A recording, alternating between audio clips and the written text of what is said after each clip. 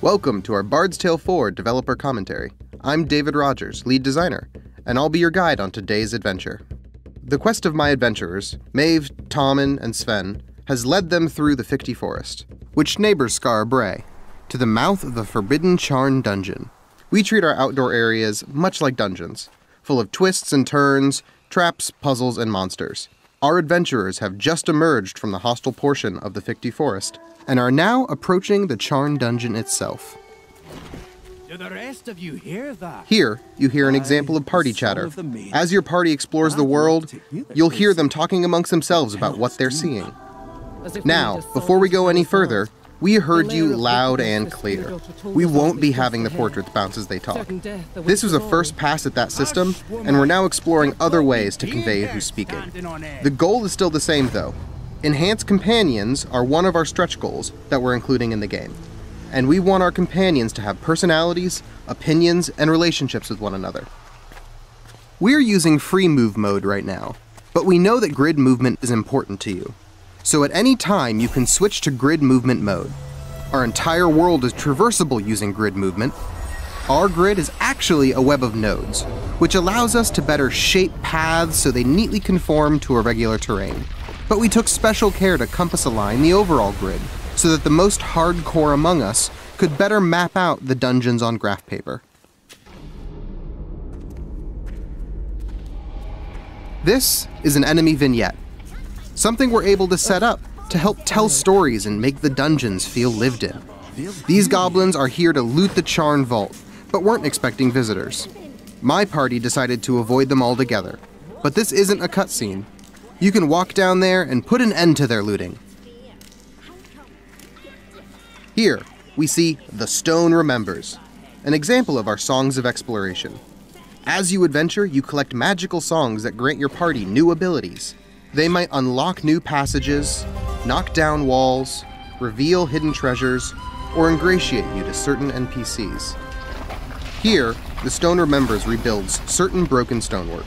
The giant glowing sigil is a bit of a dead giveaway, so we're iterating towards trying to strike a balance between too much and too little feedback.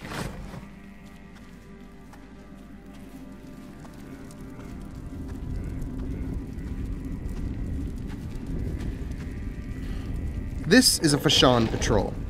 I see the Fashan as guard dogs of the Charn. Their giant eye and magical vision make them ideal sentries. Patrols work exactly like you'd expect. Enemies have a vision cone, and if they spot you, they enter a brief alerted state where you have a moment to try and escape before combat begins, if you wish.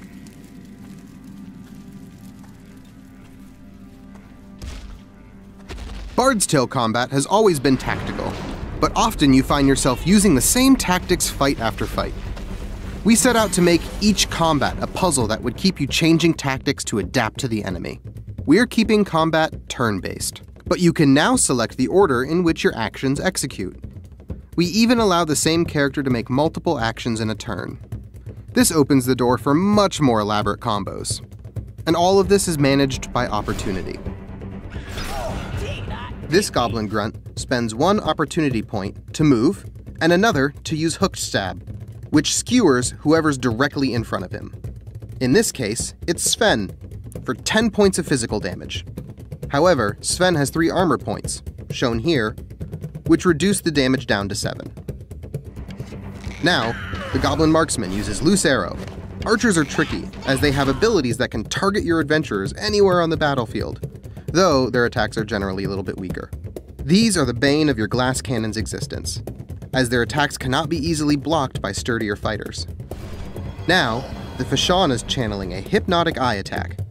Unless I can break his focus with 6 mental damage in one turn, he'll unleash a powerful mental AoE attack on Maeve and Tommen.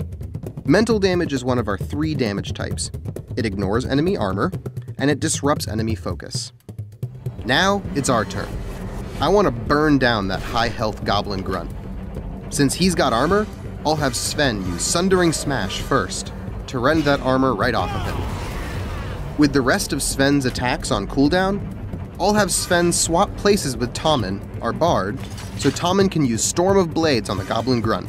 But before I do, I'm gonna have Tommen chug some grog. This grants him spell points and empowers his next attack with belligerent knockback. This can throw enemies out of position, forcing them to spend opportunity to get back into range for their next attack. Storm of Blades does great damage, but because it's split into 3 separate attacks, each one can be reduced by the goblin's armor individually. So it's good that Sven tore down the goblin's armor first. Brimming with spell points, Tommen can sing Wayland's Watch, which reduces the strength of affected enemies. We visually interpreted this as enemies being shrunk. As we build abilities, we try to go the extra mile to build personality moments into our enemies. Like how the goblins are jerks, and they're mocking each other for being debuffed. Not every enemy will react to everything, but you'll be treated to a little Easter egg once in a while. Lastly, Maeve has some powerful spells, but needs to generate spell points to cast them, so she channels Meditate. This is a clever move in several ways.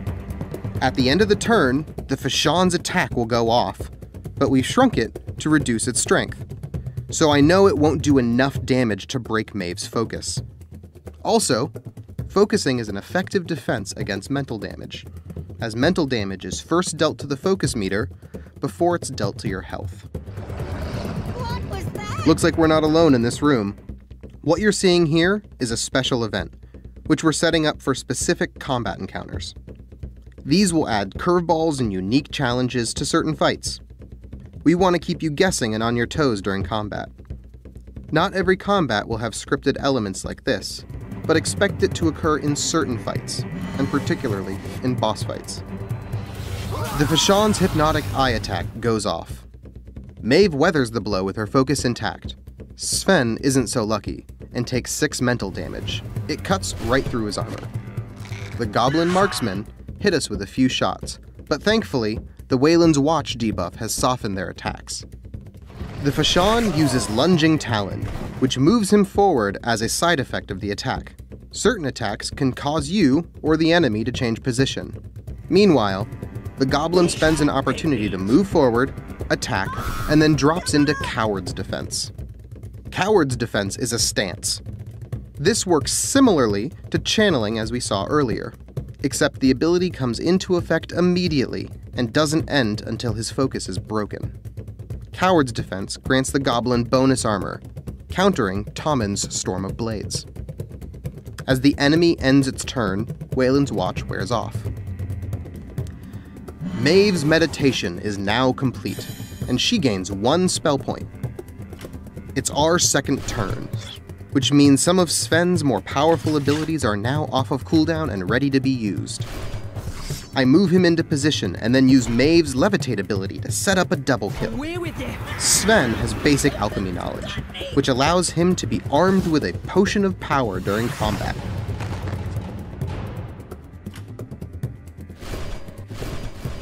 He chugs the potion for a boost in strength before launching a devastating AoE attack that kills both enemies. He's pretty stoked about it, so he has a little celebration. Tommen's having a hard time getting through the Goblin's armor, so Maeve steps in to help. She launches Mangar's Mind Jab, which does enough damage to knock the Goblin out of his shield stance and fry his brain. The Goblin plays a custom Psychic Death animation, built for just such an occasion.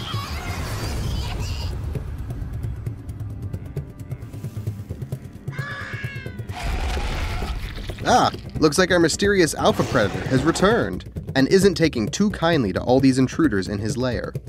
It's a deadly redcap. He's an example of an enemy who takes up multiple grid squares, a concept we're toying with to portray our particularly large enemies. A few things to mention as we draw a curtain over our party's uncertain fate. I played purposefully slow for this video to help show off what's going on. Also, not all combats are this drawn out, with multiple waves and boss encounters. Many fights are fast-paced puzzles that are over in just 1 or 2 turns, that test a specific set of skills and cause attrition to unprepared parties. We also added a ton of mouse smoothing, specifically for this video so the camera would be easier to follow. I hope this has shed some light on the inner workings of combat, as well as the wider exploration gameplay. We think this is a deep system with tons of room for tactical growth and complexity, and we can't wait to share the rest of it with you. That's all for now. Stay tuned for more exciting future updates.